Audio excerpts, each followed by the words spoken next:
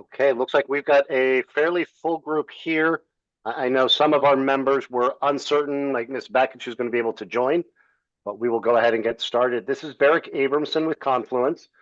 Today is the January 23rd, I really mean it this time, final recommendation discussion of the Executive Committee of the 1296 Task Force on the Rights of Coloradans with Disabilities. Few quick administrative items as I usually do. Members of the executive committee, if you are in a place where it is both safe and comfortable for you to do so, we'd love to have you on camera if that's possible. We also know that's not always the case, so welcome you participating any ways that you can. If we have members of the public, we do ask that you leave your cameras off during the meeting so the members can focus on discussion with one another. And finally, we do ask everyone to refrain from using the chat. It can be distracting for the conversation and particularly for anyone using a screen reader. And members, as we always do, I'll ask you to introduce yourself by full name the first time you speak, and at least by first name or title when you speak after that. Other than that, just as an overview for today, I'm not going to get overly confident and say it will be short. I will say we have a short agenda. We have two recommendation items to discuss. One is the continued discussion of the exhaustion of administrative remedies.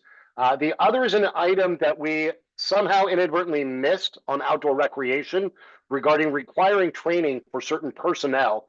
It was recommendation 5, and we ended up combining the discussion of recommendations 4 and 6, and I missed this, so we're bringing this one back.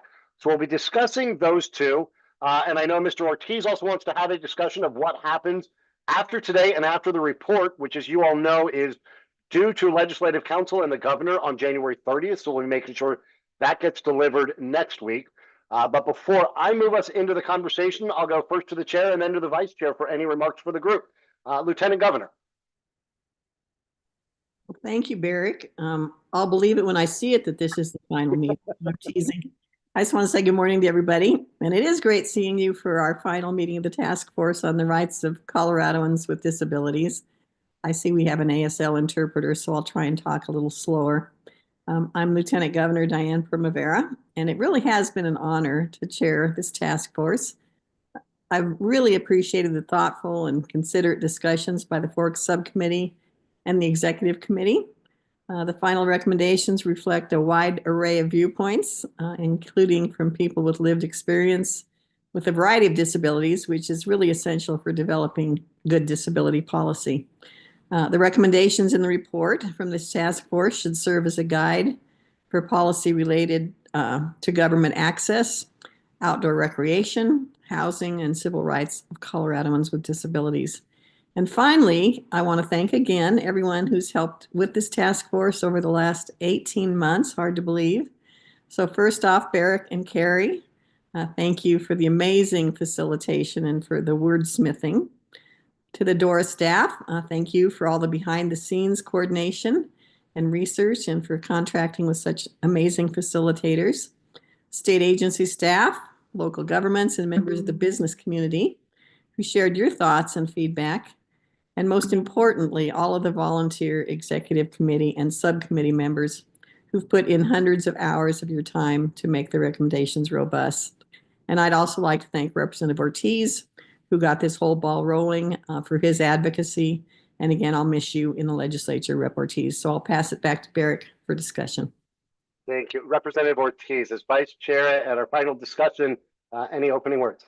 I mean, Lieutenant Governor, thanked everybody. I'll go ahead and echo those thank yous, especially to the behind the scenes of DORA and Barrick and Carrie. We wouldn't have gotten here without your work. Thank you for always being upfront and honest partners in this work. It really made an impact and made a difference. I hope y'all see that and that y'all appreciate the work that you helped cause here. So thank you for that. For the advocates in community and to community that lives with a disability, this is only a start and you cannot let this momentum stop. Colorado is #1 today for disability rights and basic access, but we're not anywhere close to securing our civil rights and our basic access and our basic rights. So keep working hard. The real fight is still going to be in that building. Yes, we brought everyone together, but just understand that no one's going to do it for us. And you have to show up and you have to push and you have to fight because no one's going to do it for you. So to advocates, for those that offer their professional expertise and that might not have agreed with our aspirational goals that we're trying to do here, we still appreciated your participation. We need to hear those thoughts and those words, and we need to leverage and lend that expertise, because that's the only way we're going to get there, is if we try at least to build some consensus and get to a place where we can try and support each other in this work. We're still going to move forward whether we have your support or not, but I appreciate your participation.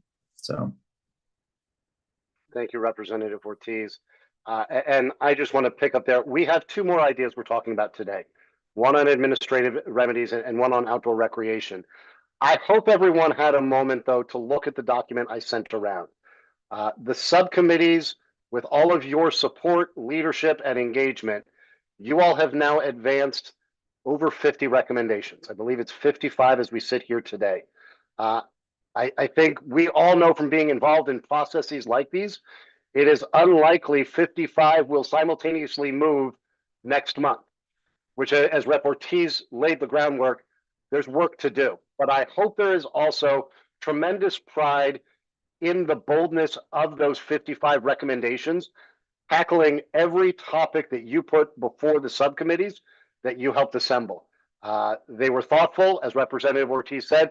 Not everyone agreed on every one of them, but I think when you look at them, you will find that they found some common ground among themselves, and you all did, to address every barrier and challenge you put before them. The work, as Representative Ortiz said, in addition to us getting through today, will really be what happens with these after today. So it's really been our pleasure and our honor to learn from and support all of you as we went through this. We're excited to see where this all goes next.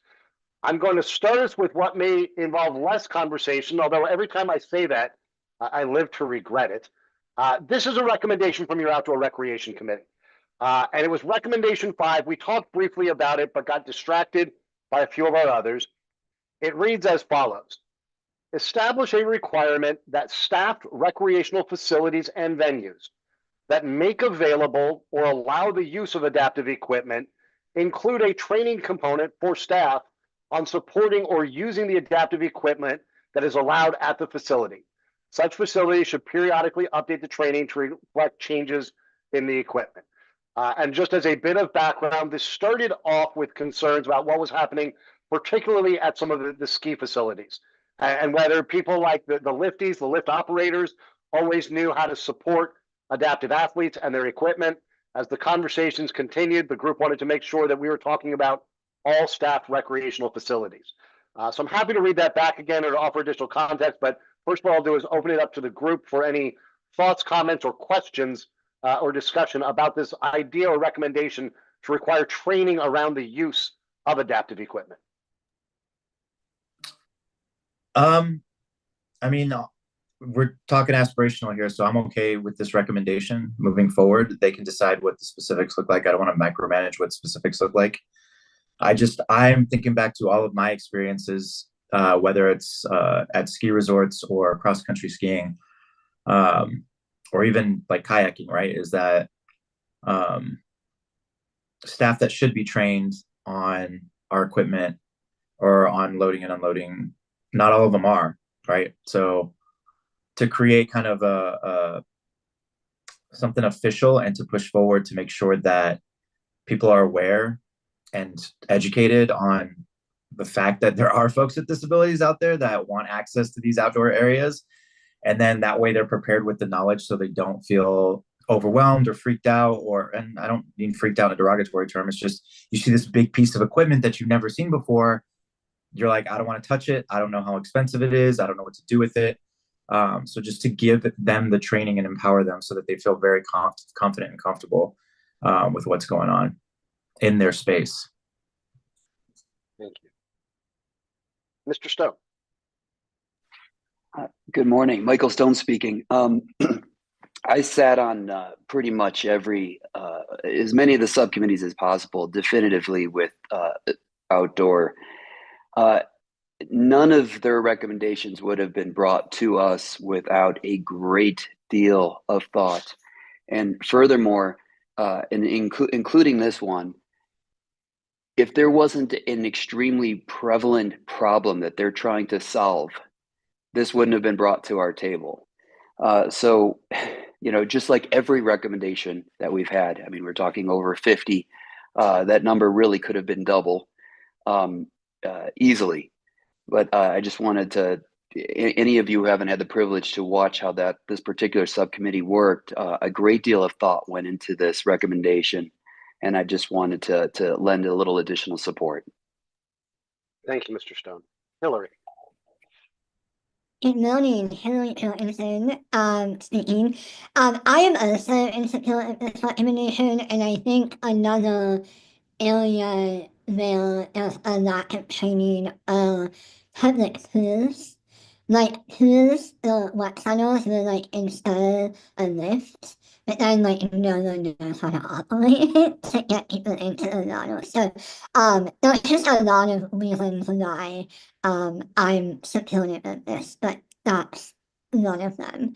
So Mr. Ortiz. Not to use up time, but God, you brought back so many memories. There's so many memories of being at facilities or resorts and seeing an elevator even or a lift that requires a key, and then asking staff, and they're like, I don't know where the key is. And I'm like, what are you talking about? How do you not? Why is this $1,000 piece of equipment here if you don't know where the key is and how to use it? So yes, oh man, you just triggered a bunch of memories there, Hillary. And I won't list my memories of being a 16-year-old lifeguard, being asked how to operate things. It looks like, does anybody else want to offer comments here? We will go ahead and go to a vote then.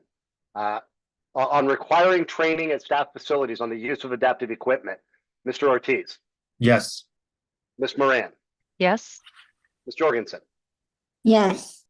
Mr. Stone. Yes. With a quorum present and no need for a tie-breaking vote, this recommendation will advance from the executive committee, which brings us to our final item. And I'm going to read a few things on this. One, I'm going to read what is the current language in statute for administrative remedies. I will then read what was the recommendation that was advanced by the subcommittee and voted down by the executive committee. And then I'll share the ideas that came out of our last couple of discussions. Regarding exhaustion of remedies, the current statute says that the charging party in any action may request the division, and that's referring to the CCRD, to issue a written notice of right to sue at any time prior to service of a notice and complaint pursuant to subsection 4 of this section. The charging party shall make the request for notice of right to sue in writing.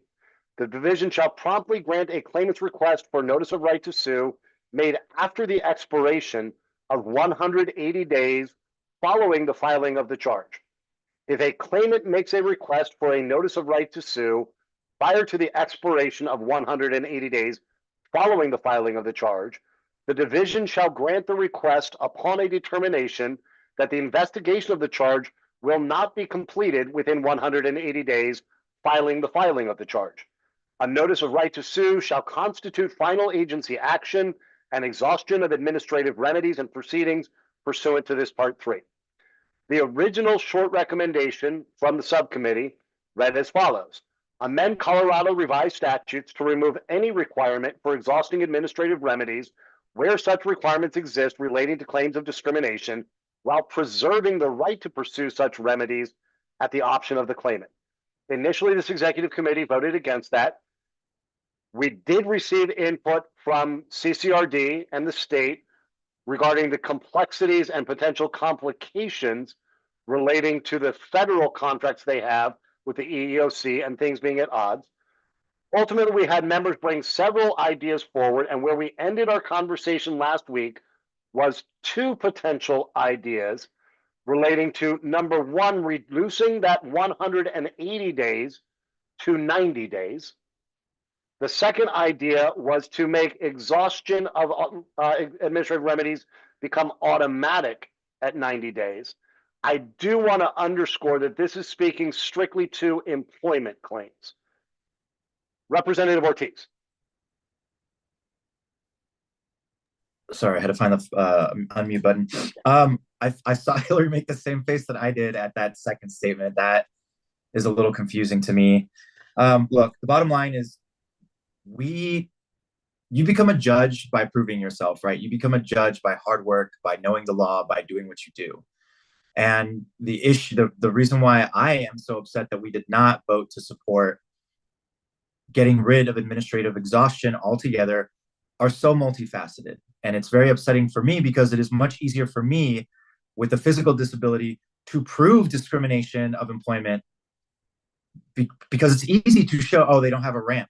They don't have a wide enough doorway for a bathroom. Like, it is easier, so hard to go to court or to prove that this is an issue and to get an employer that will do something. But it is just easier for me to prove discrimination than it is somebody with an invisible disability that needs an accommodation. Much harder for them. All right, point number one. Number two, if we would get rid of exhaustion, then it would be up to judges whether there was enough evidence or not of discrimination to move the case forward. All right, and that is a part of deciding whether you trust judges to make the right decision or to throw out cases that you think are frivolous. That's why that term of frivolous, a mountain of frivolous lawsuits, is so dangerous and not true, because we got rid of exhaustion for everything else.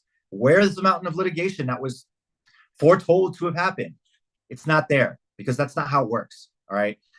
Lawyers that fight discrimination cases are not breaking the bank and making money on representing us. If they're in this line of work, it's because they have a passion for the work and they care about us. All right. So that's point number two that I want to make. Number three, another reason why exhaustion is so difficult is because it's dependent on a department that often does not have enough resources to properly mitigate these cases, and that don't have any teeth. An example that we gave of why we got rid of exhaustion and everything else was a hotel that did not honor a reservation for someone with a service dog. This person had no place to stay.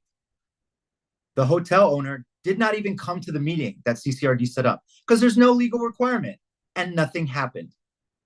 These are the many reasons why we should have gotten rid of exhaustion. So I just want to point out that that is the ideal for community living with a disability, and anyone that purports to represent us needs to understand why exhaustion is a problem, and they need to understand what it is.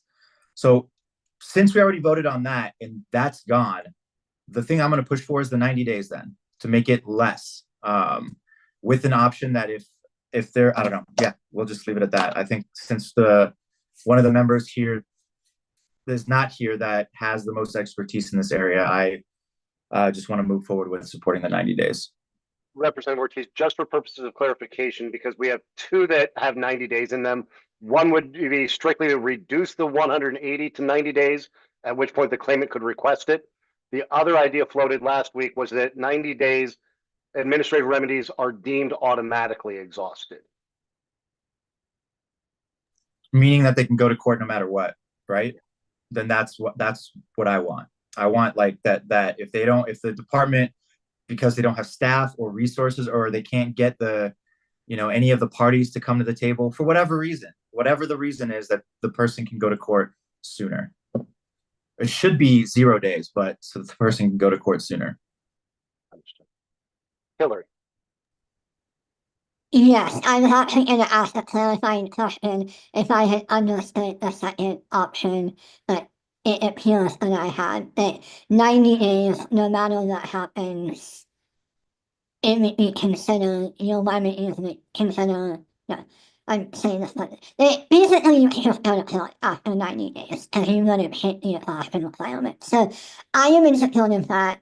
I do think it is confusing to have different lengths of exhaustion, but that ship has sailed. And I think as far as the EEOC concerns, and I know that I said this earlier, but it's a contract, it can be renegotiated.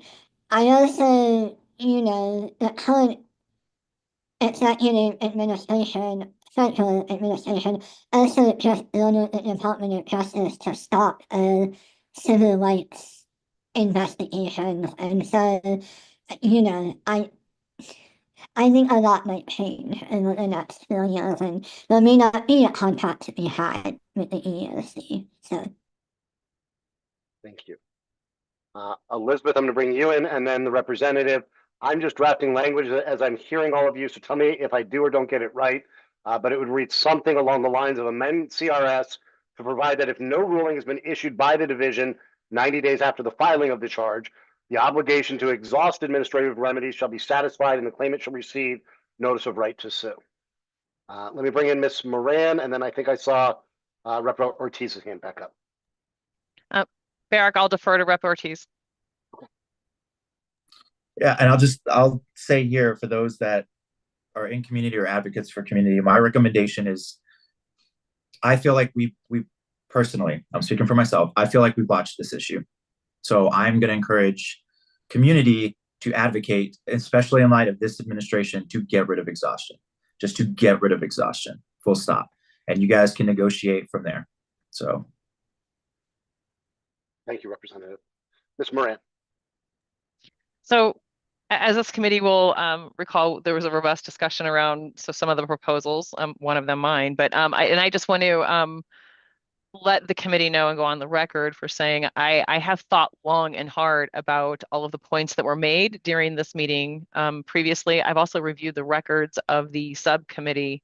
And so I just want to say out loud, Hillary, you made a really great point about consistency as well. And I would be open to, and Barrick, I don't know if this is an option at this point, to revisiting the eliminating exhaustion completely. So I just want to go on the record as saying that I have, after further review and conversation and research, I have moved off of what I think was holding me up personally. So as your facilitator, Mr. Stone, go ahead. Michael Stone speaking. Actually, I would like to echo Ms. Moran. And I was going to ask the same question to see if it is something that could be revisited. I unfortunately was not at the voting for that, and just for unfortunate circumstances. But that was exactly my question, to see if that is something that could be revisited. So we're in some great territory where I'm going to end up turning to the chair and vice chair. As your facilitator, what I can tell you is at no point in developing bylaws or our norms of operation did we formally adopt Robert's Rules of Orders, Colorado CML's Bob's Rules of Orders, or any other formal parliamentary structure that would dictate what you can and can't do with an item that has been disposed of. As the executive committee, the legislation very specifically said you can do what you choose or not to do with the subcommittee recommendations. It was made clear that that left the executive committee with the right to put forward its own recommendations. I don't have anything in front of me I don't have anything in front of me that would preclude you from putting back on the table a recommendation previously discussed and disposed of, if that's where you are, and put that forward as an alternative idea at this point. Lieutenant Governor or Mr. Ortiz, do you have anything from a leadership standpoint on that? I would invite the Lieutenant Governor to offer her thoughts, because I'm like, since we didn't officially adopt Robert's rules, right? Like, if we had, I just want to make this very clear, a settled question is a settled question. Once you take a vote on something, you cannot, at least in my experience, you cannot go back and revisit it. That is a settled question. But like, since we haven't adopted it, we could technically. I just feel like we don't have any of the obvious opponents here, and I feel like that would cast aspersions on all of the work we're doing, in my opinion. I feel like if we decided to bring it back when two of the opponents obviously aren't here to have their say, that it then taints, in my opinion, this is me personally, it taints the rest of the work that we have done. I appreciate your candor and transparency there. Elizabeth, I see your hand up. Let me bring the Lieutenant Governor in, and your thoughts on what we technically can't do and what we should do, as Mr. Ortiz just spoke to. Well, it's my understanding that the executive committee can come up with their own recommendations. So, if the executive committee, I don't know if it would be the exact vote or if we would tweak it some or whatever, but, I think it's up to the executive committee to decide, what they want to do, since we don't really have bylaws. And, I know what we did in the legislature, just like Rep. Ortiz, and I know what a lot of committees do, but this is a little bit of a different animal, so. Let me go to Ms. Moran and then Ms. Jorgensen with the question of both what we can do, but what we want to do and should do, given the optics that Mr. Ortiz raises. Eric, I'll defer to Ms. Jorgensen. Hillary, jump in. Um, I tend to agree with what was on the case. It feels a little bit like a bait and switch to me. And I'm not saying that anyone intended that. Like I'm like seeing if I am not assigning motives to anyone. Like I don't think anyone is intentionally trying to do that. I am just putting myself in the shoes of the opposition. And I know that I would protest loudly if that had been done to me and our community. And so again, like I'm not saying that anyone who made that suggestion is like that is their intent, but I think we voted on it, we can't go back. I think we had some compromise recommendations on the table that make sense. I think when these recommendations, when legislators take them up, like we can have, another conversation with whoever is running the bill and the stakeholders about where that ends up landing. And if you so instruct me, I could even include a note, if you would like, in the report that says you all had this discussion and some members indicated general support, but because the original recommendation had been voted against, to respect the integrity of the process, voted not to. We can include that or not. Elizabeth. I would be in favor in that. I concur with everything that's been said. And I really appreciate Rep. Ortiz pointing out that some of our executive committee who were in opposition aren't present during this meeting.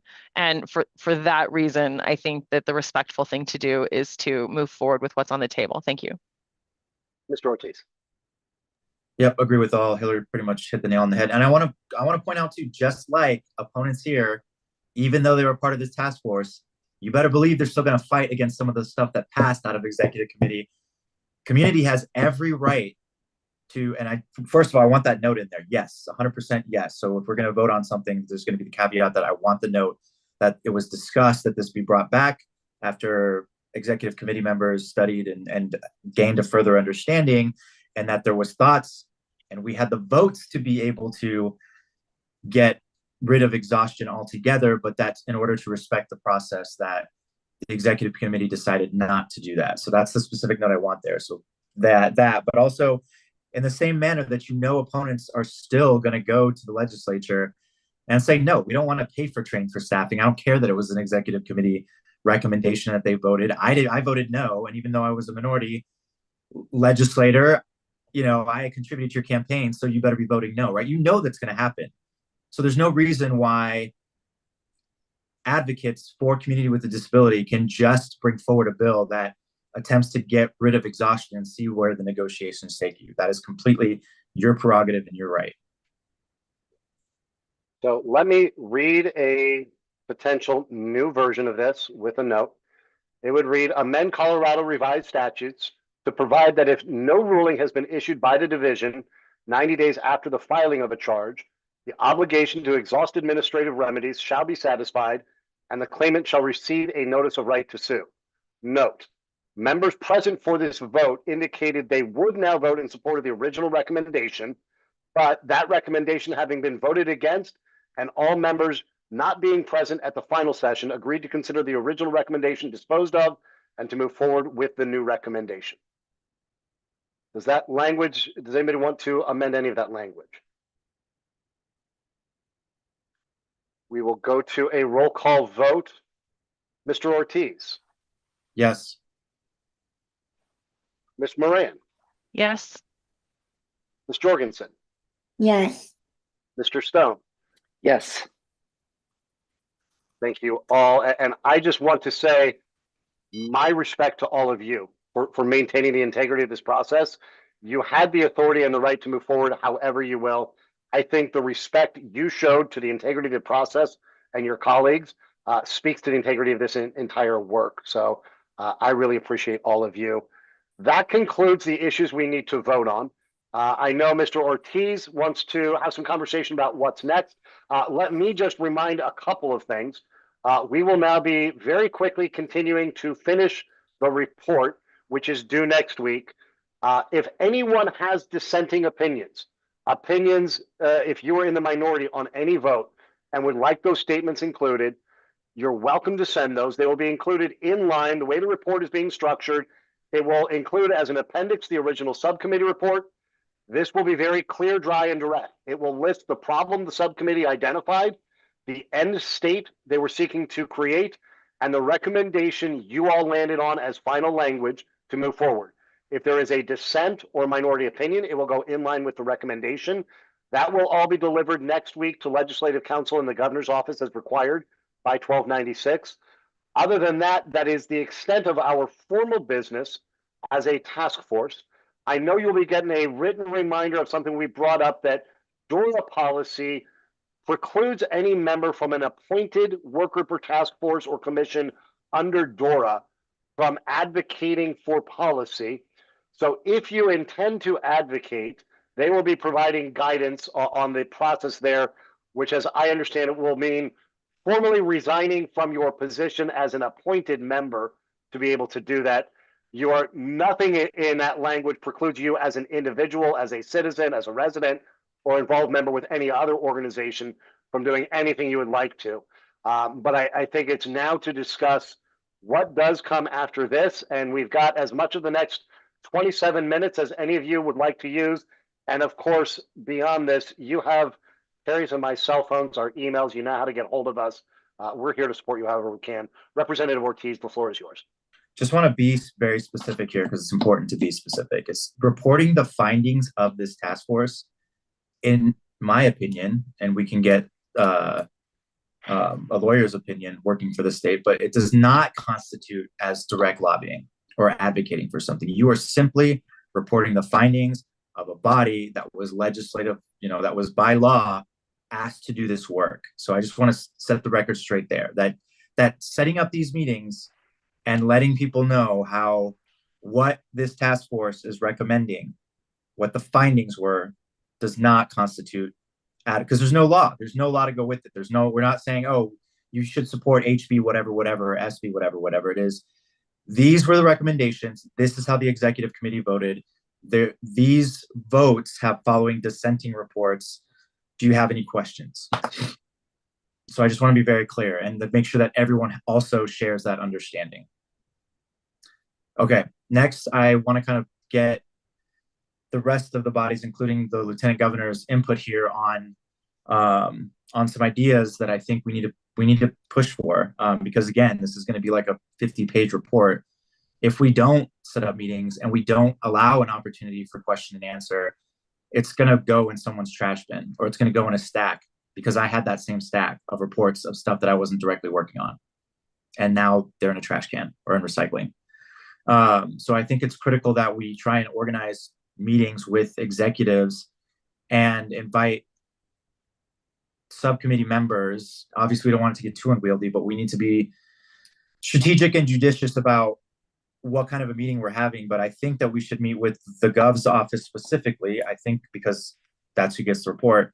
I think we should offer a meeting to leadership in both chambers, including the minorities in both chambers, minority leadership in both chambers, and then also allow it open for other legislators that might be interested in hearing about these findings. And then I know it's not named in this legislation, but I think we should consider having a meeting with the AG's office, because they are the state's lawyer, essentially.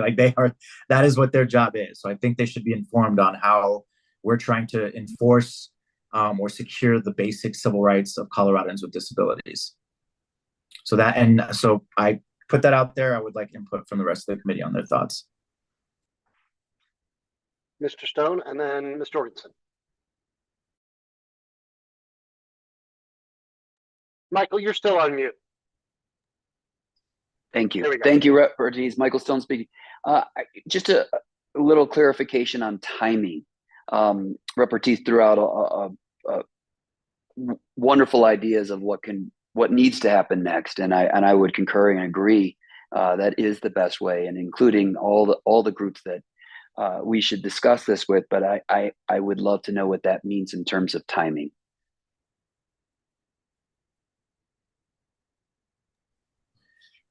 For as long as we get that support from Barrick and Carrie, I would say whenever we can organize schedules, right? Like what we can do doodle poll or whatever it takes to figure out. And I would like it to, like, it must include either the chair or the vice chair of the executive committee and any number of members of the executive committee that are able to or want to attend. I think we should open up or try to get at least one member of the subcommittee, even if whether it's support or opposition, I don't care. I think we just need someone there, or it'd be ideal to have someone there from each subcommittee, so that if we get questions from leadership or the gov's office or whatever, they could offer context. Now, maybe Barrick and Carrie haven't been a part of all of those meetings, would be able to offer context too, but I really think it would be good to have any member of subcommittees there to be able to give that firsthand account. So that's just my opinion. I don't know if that answers your question, Mike.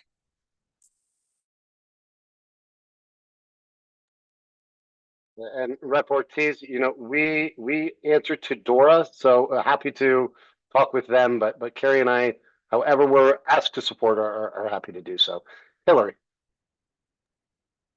Yeah, so a couple of things. I'm happy to do meetings. I think we need to be mindful that if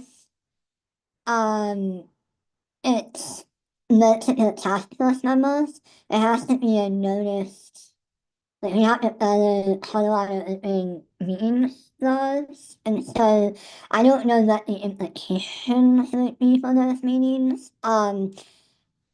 But I think that's just something, and I mean, we could notice them, but it also might mean that the public shows up too. So I don't know how people feel about that. I also am trying to figure out how to structure my next comment. There are already some bills in the legislature going to be introduced that touch on some of the recommendation areas. And so, given the lobbying concerns / restrictions, I just don't know. I just have a question about how, like, if we can make sure everything is legal and above board and all of that, if there is active legislation in some of these areas. And then finally, the reason I actually raised my hand in the first place, I hope I'm not overstepping, and I don't want to, tell the executive branch how to do their job, but I think it would be really fantastic if we could get a press release about this and use some media. The task force has done a lot of work, and I think it would just be really nice to raise that work up with some owned media, especially to help, inform folks who maybe were not following the task force or didn't even know the task force existed in the first place. So just my 2 cents for Dora and the executive branch team. And on that, let me see if we can get any responses. I believe from my earlier conversations that Dora has a standard of practice of not doing this with any work groups because they weren't doing the actual work. It was simply housed under Dora. Ginny, if I'm wrong, I'll let you correct me. And at the risk of Mark and the Lieutenant Governor kicking me later, I'll ask the Lieutenant Governor if that's something that her office may want to discuss. I don't know how communications are decided within the governor's office itself about putting out press releases of things like this. It's definitely something I can talk to our comms team about. I know we've put out press releases before with our long COVID report and some things like that. So let me just get their take on things and see what they think. You know, I don't know if this is the time for my comments or not, but, you know, I just, in terms of where we go next, I think Dora's work is probably done. Yeah. And so, you know, I can't speak for Jenny, but that's what I would think. You know, I'm still really thankful for all the work that everybody has done, including this exec committee. You know, I think we really set some really important priorities and recommendations and how to address them. So I just think that we still have a lot of work to do to make Colorado, even though we're number one. I want to be like way out there, number one. And I just want to let people know too that the governor and the policy teams and the teams have been kept aware of the discussions, and they will get the final report. And of course, the governor will need to weigh in on all of that. But yeah, great work, exciting, and we'll just keep moving forward. Thank you, Lieutenant Governor. And Jenny, I know you came on, and if you want to clarify what role Dora can or cannot play. Yeah, so just wanted to clarify that while in statute, the report is going to be given to the governor and the General Assembly by January 30th, 2025, the authority for the task force, oddly, is extended until June 2025. So that is not something that is common in any of our boards or commissions. So I'm actually in the process of getting a legal opinion about what that may or may not look like. The advocacy piece is going to be part of that legal opinion, but just as Barrick's been saying, is that this body is not an advocacy body. So as an individual, of course, you know, you guys can advocate for that, but generally, you know, once the work has been concluded, then our role has been concluded. But I will be sending something in writing, just to clarify. So if I may jump in here, then, I mean, again, reporting findings to me is not advocating. And so get with your lawyers, see what they say, but word it that way, because I think they will agree. Like, and as far as Cora goes, my understanding as a legislator was the intent was that if there are more than two or more legislators that could impact a decision or a vote, that the meeting needs to be noticed. Our voting is done. It's done. So there's like, I don't know that we need to notice. We can't, like, I'm sure advocates could and let people know not to attend, like, not because we're trying to make these meetings unwieldy or something so that they can attend, but more like, hey, just to let you know these meetings are happening. We're reporting the findings to decision makers now, and they can do with it what they will, or they can ask clarifying questions to understand what, if they have any questions about the report. Again, that is not advocating. That I can't. The fact that it's being brought up as if it is advocating is reporting findings. Reporting the work that we did is not considered advocating. It is, this is what this body did. If you have any questions, no, cool, great, that's it. Let's see. I have, as far as concurrent bills go, because I want to touch on that too. Again, like, that's not a part of our work. That might have, like, there were disability rights bills that had to do with these subcommittees since we started, right? But we still had these meetings. We're still getting this information. Like, as long as we don't mention those bills at all during our meetings, we still respect the intent of the law. We're not here to talk about the work that's going on in the building. We're here to talk about the work that we did in this task force. That's it. So as long as we stick to that, and not even opining like, oh, you should do this, you should do that. No. That's not what these meetings are for. It is, this is the subcommittees, these what was pushed up by the subcommittees. This is what the final report of the executive committee. This is how we voted. These are the minority reports. Do you have any questions? No? Great. Thanks. Like, that's kind of the watered down crayon version of what I think these meetings should go like. And I think in doing that, like, we stay legal, we're not stepping on any toes. But I again, like, since we are technically a body until June, I think we have that responsibility to make sure that we're answering any questions if they have them, right? Like, giving decision makers the opportunity to look at the report, and instead of looking at the piece of paper and being like, I'm not sure about this, I don't even know what that means, and just sit on that question, being able to be the body that's like, yeah, unless they're asking about, well, what should we do about this? Well, that's up to you. That's not what we're here to answer. Do you have any questions about the report? Right? Like even that, just even being clear about that. And then the work is done. I think this is off of what the what the lieutenant governor was saying. Yeah, Dora's work is done, but like I said, this body's, I think that in order to not have this go to waste, that we need to provide these decision makers who these reports are going to go to an opportunity to ask real questions and have them answered as far as it goes to this specific report.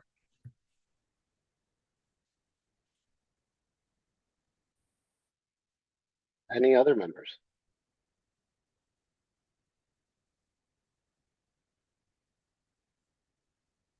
Representative Ortiz, I'll follow up with Ginny to make sure we get some of these legal answers and on that specific language of reporting on findings and what can or can't be done.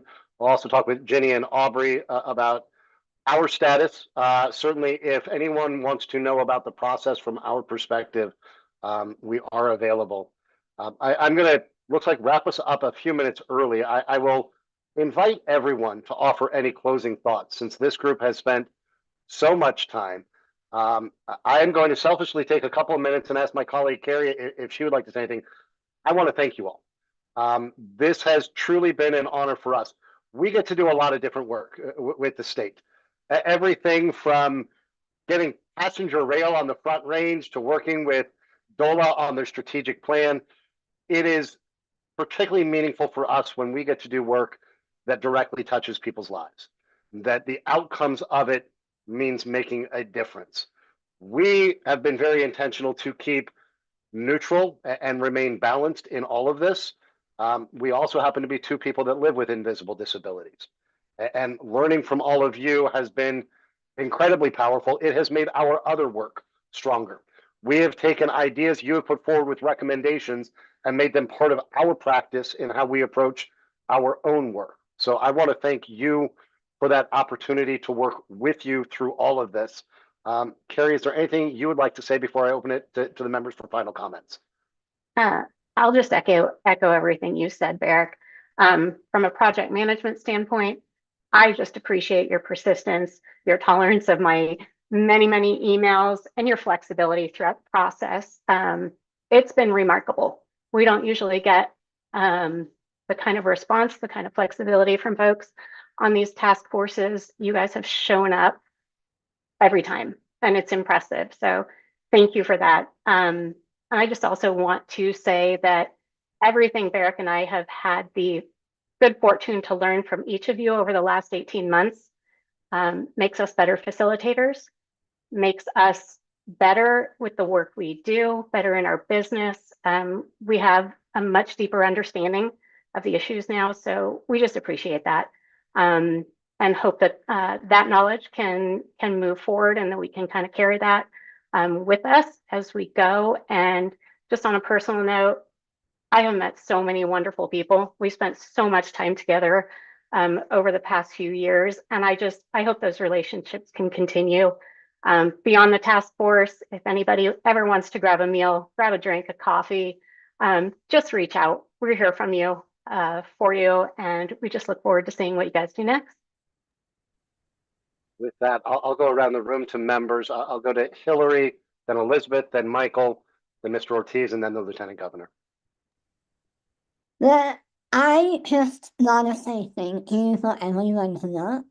You know, I was a latecomer to this, and I did a fraction, like 0.001% of the work that you guys did. And so I'm just really appreciative because you guys did the hard work, and then I just got to step in and vote. Which, you know, I'm gonna try and make that happen in every other part of my life. Just shut up with the hard work.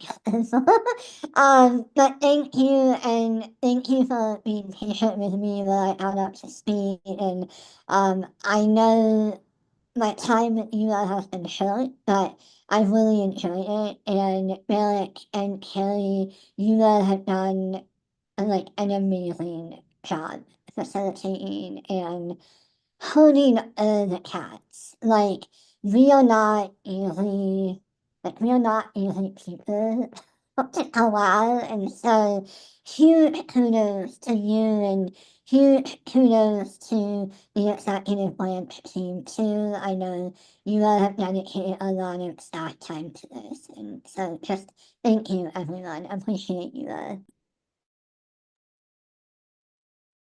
So I echo all of the thanks and appreciation. I fully appreciate all of the work that goes on behind the scenes that makes it so we can do our job.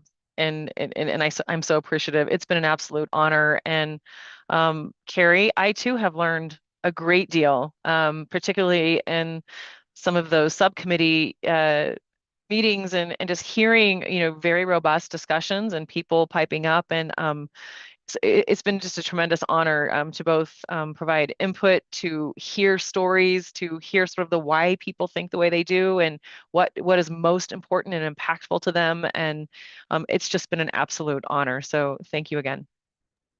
Thank you, Elizabeth. Michael.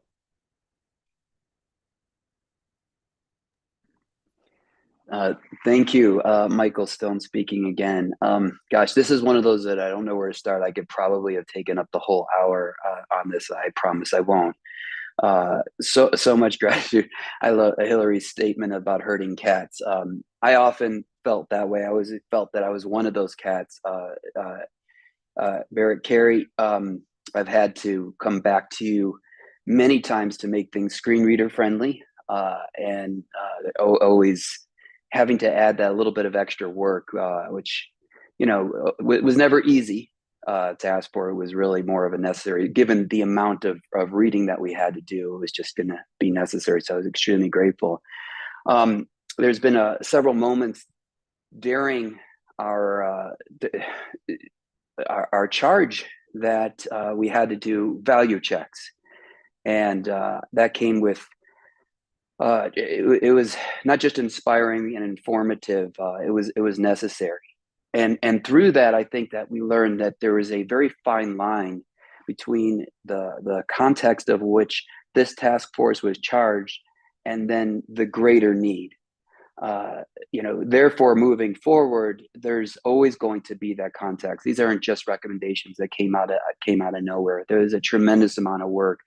And there's a dotted line to areas that this task force was not charged with, and specifically that is greatly affected by the decisions we make, such as if we just look at the statistics in the population disabilities within Colorado of education and vocation. Many of that we wouldn't have had the time to address that. When we talk about the words of basic access, we are limiting opportunities in those areas such as education and vocation, and for just across the board of anyone who identifies with a disability. And if we were just to take on that alone, which should have been its own, these areas should have been a committee in itself, or subcommittee. But it's as everybody has said, and I think everybody agrees, the work in many ways is just beginning.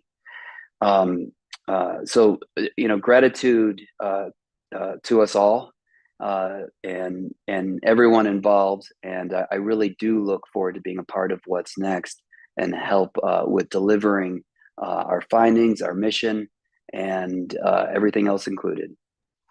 Thank you, Michael. In just a minute, I'm going to give Mr. Ortiz and then Lieutenant Governor the final words. Before I do, I'm going to see if I can talk everyone who is hiding off camera into coming on camera. I want to thank Katie, our interpreter today, and all of the interpreters who have joined us over the past 18 months to make sure this was more accessible. I need to thank from the bottom of my heart everyone at DORA, CCRD, Lieutenant Governor's Office. For every hour we spend with all of you, there was probably 8 to 10 hours with Ginny and Katie and Aubrey at DORA, and another half a dozen hours with Josh Winkler and Mark Honan in the Lieutenant Governor's office, the amount of work going on behind the scenes to make sure everything kept moving forward, and you all had all of that information. There is no way it would have been possible without the DORA team and Lieutenant Governor's staff. So thank you all for your partnership, your leadership, and all of the work that went into this. Mr. Ortiz, I'll give you and then the Lieutenant Governor the final words on what I'm now calling our final work session, but not our final time together. Yeah, so I mean, this kind of feels like an award ceremony, right? Like, obviously, I want to say thank you to Lieutenant Governor and Lieutenant Governor's staff, and the staff at DORA for all the hard behind-the-scenes work. Carrie and Barrick, we've been on this journey. It has been a journey. We've been on this journey together, and so thank you for just being the amazing professionals that you are, because that was able to be able to take each and every one of our individualized personal and professional experiences and make it useful for the people of Colorado that live with a disability, because that's why we all came together. You guys helped focus and hone in that work. So thank you so much. I was getting emotional earlier because you guys were talking about having an invisible disability. And I hope you don't mind me getting too personal. I knew that a little bit about you, Barrick, just being a brother veteran. Didn't know that about you, Carrie. But this is why we're doing the work, because no disability looks the same and they're not obvious. But we all deserve our basic dignity and basic access. Like, that's what we all deserve and we have a right to. So I was getting emotional when you guys were admitting that. Gosh, it's been a journey to go from being a baby lobbyist for veterans and seeing maybe 0 to 3 disability rights bills in any given legislative session to now a whole task force supported by the Gov's office and the LTG specifically, right, as the chair, and to see so many amazing advocates and community get together. I never would have thought, coming to this injury with a lot of ableism, it was always about, well, I'm just going to overcome, I'm going to adapt, and then being able to find this community and then be supported and welcomed by my colleagues in the Colorado legislature, but then also the LTG, who's been doing this work since before I was injured, right? Like Julie and Hillary, who have been doing this work since before I was injured, just being able to work with these powerhouses and to be able to sit on the shoulders of these people that have been doing this work and to be a critical part of bringing everyone together and making Colorado #1. It's been, outside of serving in the uniform, it's been one of the most impactful and amazing experiences of my life. It's been an honor and a privilege, which is why I feel good about stepping away. And it's on all y'all now. I appreciate it. I feel a little bit bad stepping away from the fight, but